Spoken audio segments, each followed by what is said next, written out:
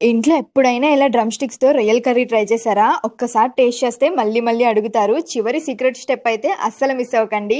Hello food lovers! ఈరోజు మనం super tasty and స్పైసీగా ఉండే ములక్కాడలతో రొయ్యల కర్రీ ఎలా చేయాలో చూసేద్దామా? డ్రమ్ స్టిక్ ఫ్లేవర్ ప్లస్ రొయ్యల టేస్ట్ కలిస్తే నెక్స్ట్ లెవెల్ ఉంటుంది. ఫుల్ రెసిపీ స్కిప్ చేయకుండా చూడండి. చివర్లో ఒక చిన్న టిప్ టేస్ట్‌ని ఇంకో లెవెల్‌కి తీసుకెళ్తుంది. వీడియో చూసే ముందు లైక్ చేసి సబ్స్క్రైబ్ చేసుకోండి.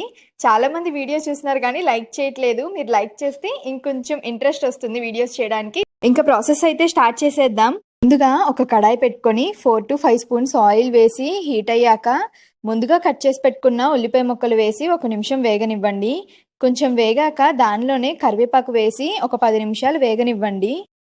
ఉల్లిపాయలు బ్రౌన్ కలర్ వచ్చేదాకా వేగనివ్వండి, లేదంటే కర్రీకి తీపి వచ్చేసిద్ది. ఇప్పుడు ముందుగా ప్రిపేర్ చేసి పెట్టుకున్న అల్లం వెల్లుల్లి పేస్ట్ని వేసుకొని బాగా వేగనివ్వండి. అడుగంటకుండా వేగనివ్వండి, కర్రీ టేస్ట్ బాగుంటుంది. మధ్య మధ్యలో కలుపుకుంటూ పచ్చివాసన పోయేదాకా వేగనిచ్చి దాంట్లోనే తగినంత కారం వేసుకొని ఒకసారి కలుపుకోండి. ఒక 2 నిమిషాలు వేగనిచ్చిన తర్వాత ముందుగా కట్ చేసి పెట్టుకున్న ములక్కాడ ముక్కలను బాగా శుభ్రం చేసుకొని యాడ్ చేసుకోండి. ఒక 5 నుండి 10 నిమిషాల దాకా ములక్కాడల్ని అలాగే వేగనివ్వండి. వాటర్ అసలు యాడ్ చేయకండి అప్పుడే.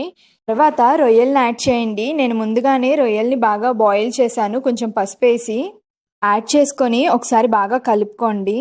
తర్వాత దానిలోనే 2 గ్లాసెస్ దాకా వాటర్ యాడ్ చేసుకొని ఒకసారి బాగా కలుపుకొని బాగా మరగనివ్వండి. ఒక 10 నుండి 15 నిమిషాల దాకా బాగా మరగనివ్వండి. ఒక 10 నిమిషాలు అయ్యాక దానిలోనే తగినంత ఉప్పు వేసుకొని మూత పెట్టేసుకోండి.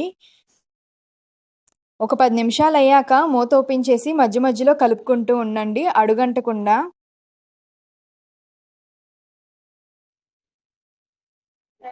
తర్వాత కొత్తిమీర జల్లేసుకొని స్టవ్ ఆఫ్ చేసేయండి. అంతే, అయిపోయింది మన spicy drum stick prawns curry. వేడి వేడిగా అన్నంలో కలుపుకొని తింటే టేస్ట్ నెక్స్ట్ లెవెల్ ఉంటుంది.